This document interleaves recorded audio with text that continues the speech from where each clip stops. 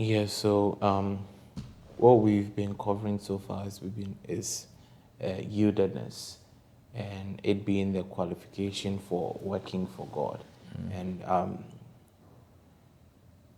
looking at the concept of yieldedness, I got to understand that you can be making so many excuses, coming up with so many limitations that you have, but God is already aware of it, and yet He still called you. And like you mentioned, using the book of Jeremiah, He had already sanctified Jeremiah and called him and ordained him for the work that he was supposed to do. So we, as His servants, we are supposed to become aware of who we are. That's right. And once we become aware of who we are, we enter into the sanctification that He's already done. Yep. Yes, we enter into the ordination that He's already set up for us. So, yeah, as you were speaking, these were some of the things that I were registering with me. God is already aware of the limitations, so they shouldn't be excuses. But you should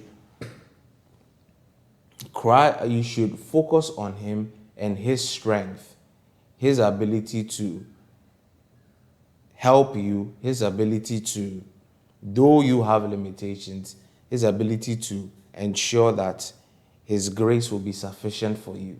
And indeed, you will do the work as you follow Him, and He will be perfecting you as you obey the instructions that He gives you to start.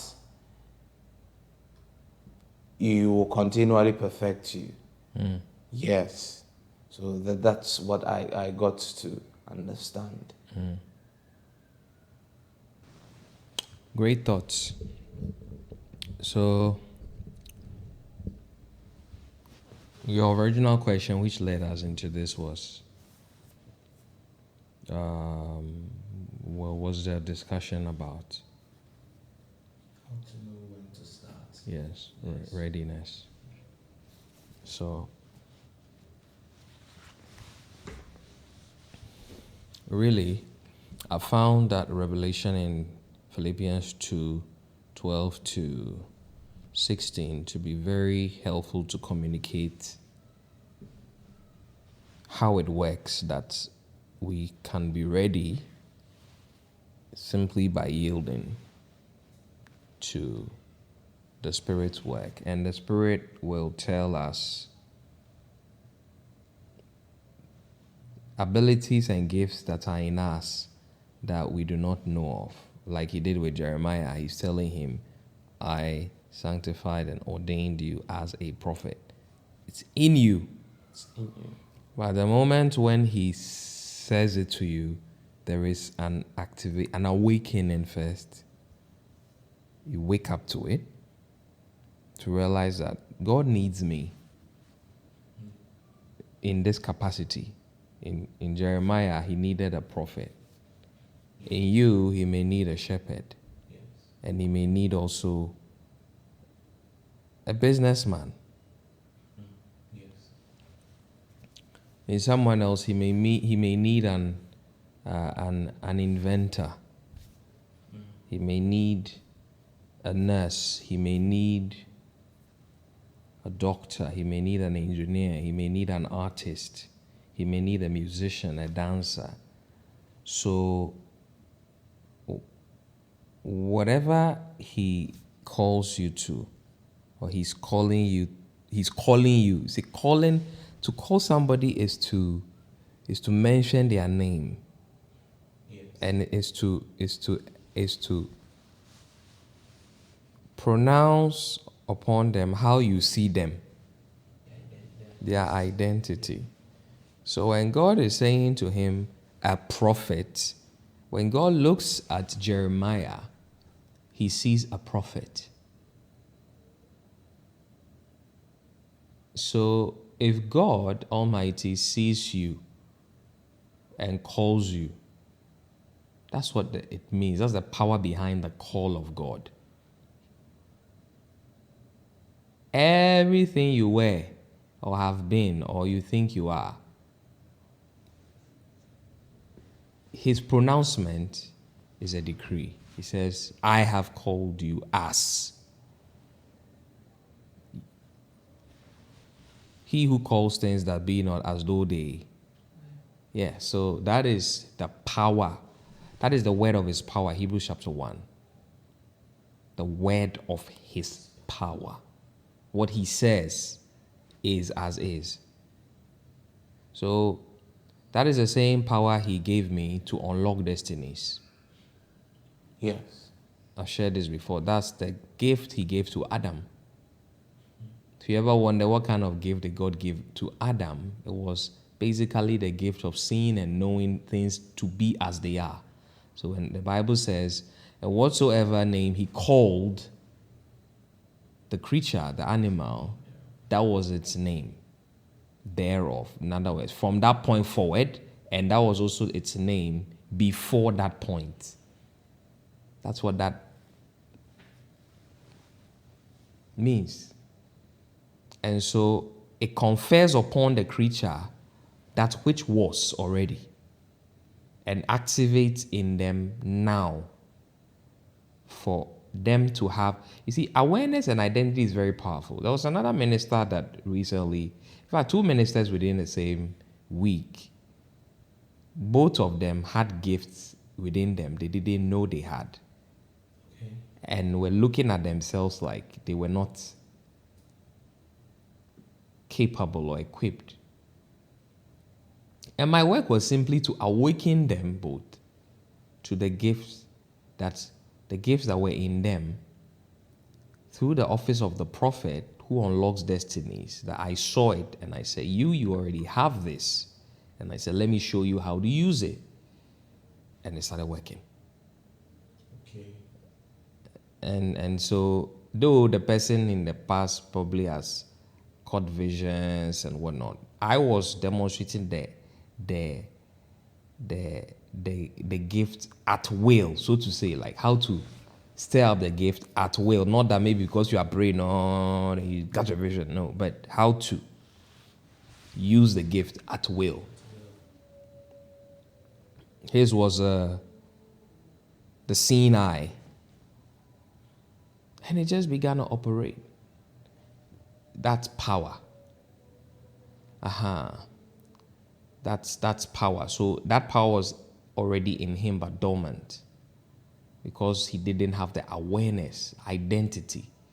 So that's the power of being brought into your identity through the word of his power, not just by saying that, oh, you are supposed to be. I'm talking about a dimension of God's power, whereas it's being declared you are this. It's like it activates in you the being. Yeah. You become. You step into it consciously. And it deals with also low self-esteem and any sense of worthlessness. How can I?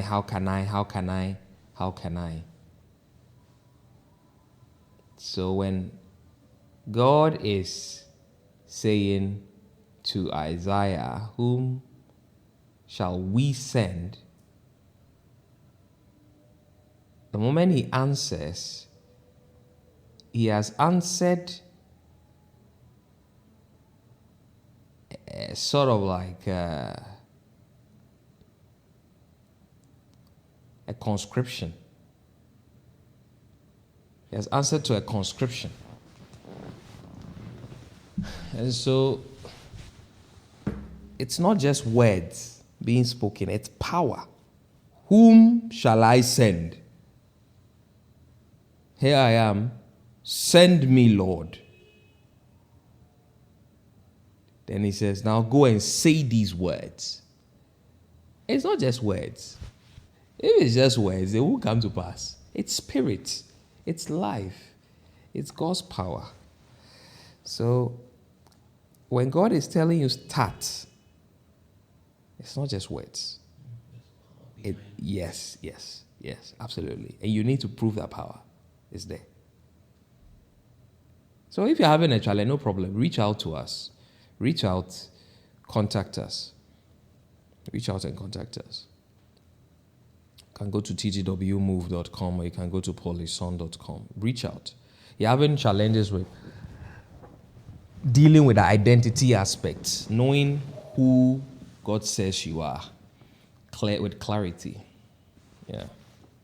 And recently I've been talking to you about how many people are hearing it and they are coming out of the encounter with their own interpretation of what God actually said that they are or they will be.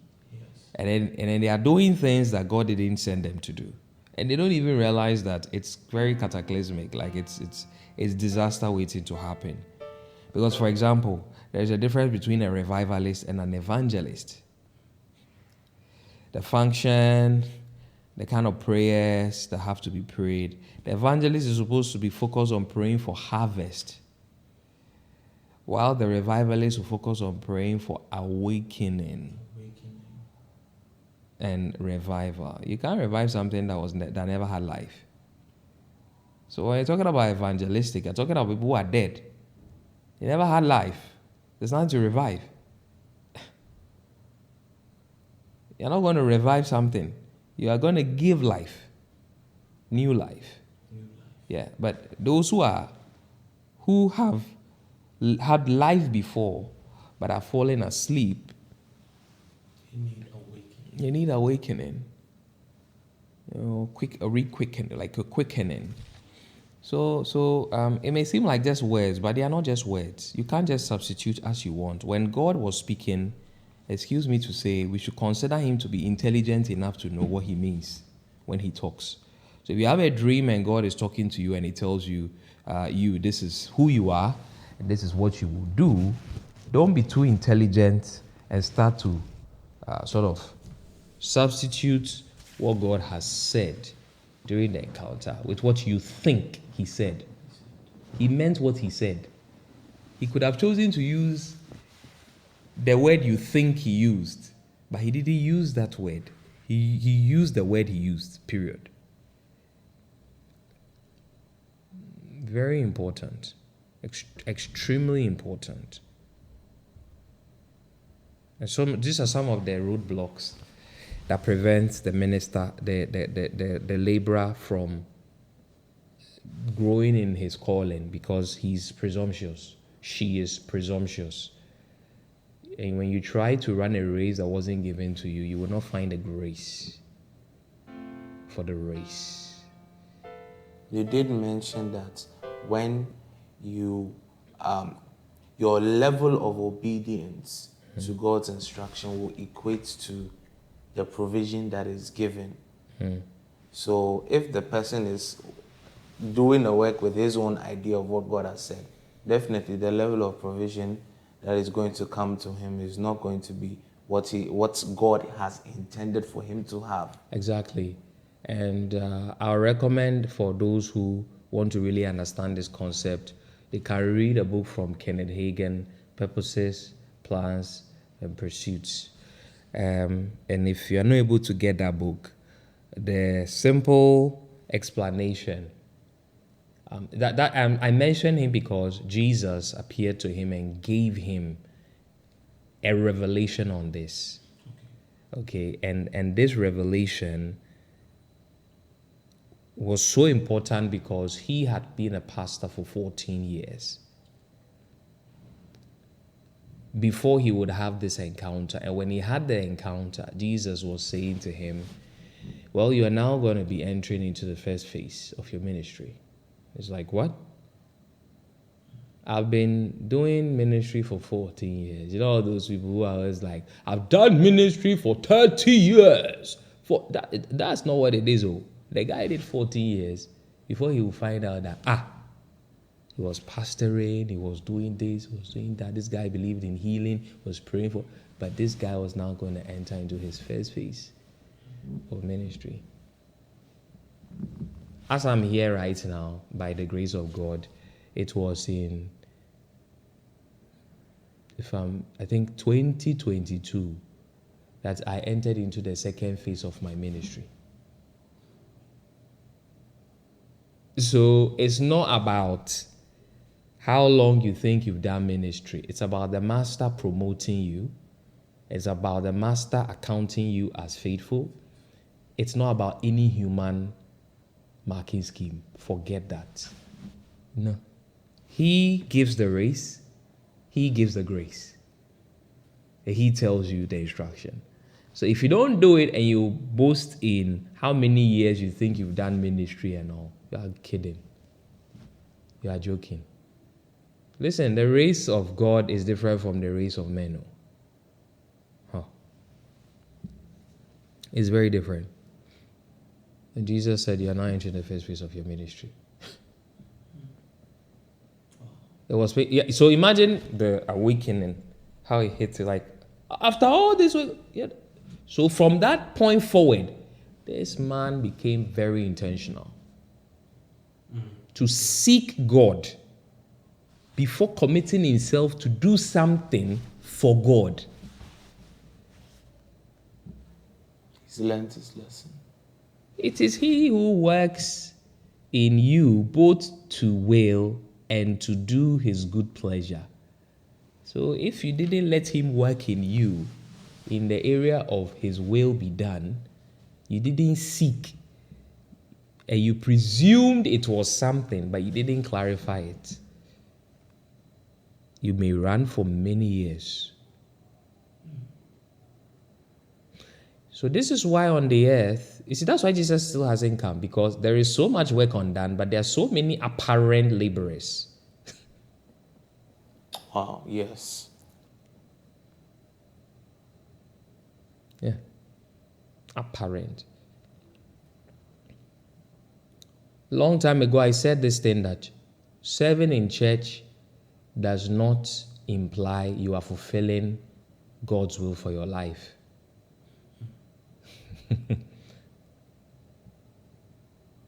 Unless you have proven that that is his will for your life. A few people have an issue with that, but it is true. Whatever the issue you may have with that is the truth. The earlier you wake up to that, the better. Yeah. Because Jesus' assignment for us is very explicit. He called some and some and some. He called some A and some B and some C. At the end of 1 Corinthians 12, he asks, are all A, are all B, are all C? So you can't get up and just by your own will say, this is what you feel that you want to do for God. And so you feel that that is what, when you do for God, will make God be pleased in you. It must be proven to be truly God's will. And how you find it is you must seek, you must knock, you must ask. In his doctrine in Matthew 7, Jesus makes that very clear. As many as ask, receive. As many as seek, find. As many as knock, the door is open.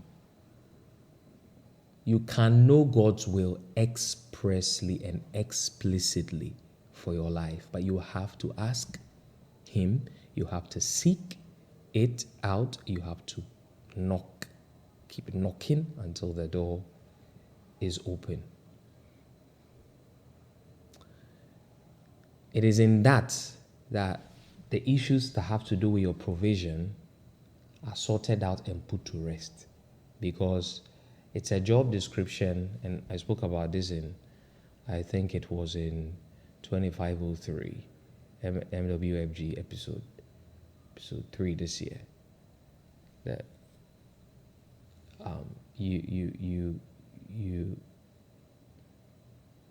you got to know the job description, and the pay goes with the job description. So if you don't take your time, you may be carrying out a job duty that was never assigned to you.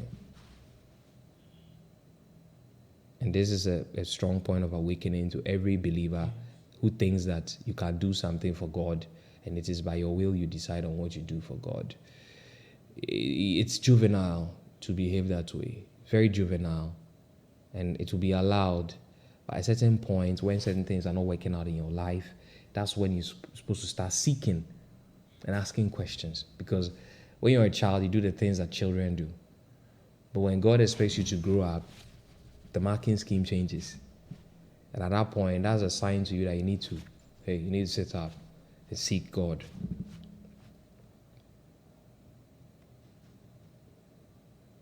That's one very dominant work that people like I or like myself have been set in the body to do, to help you know specifically, with clarity, without mistake. Yeah. And also to even help you in the beginning to see where your provision is going to come from. But like I said in the beginning, after I have spoken the prophetic word of the Lord to you, as Paul said, and I'm also Paul, make sure that as you have obeyed in my presence, you have said, oh, okay, I will do it. And the Lord is a witness when you say that. Make sure that you don't only do it in my presence, but much more in my absence. Work out your own salvation with fear and trembling. For it is God who works in you both to will and to do his good pleasure. So when he's working in you to will it, that this is my will, and you refuse to do it, you're actually refusing God. A word to the wise is enough.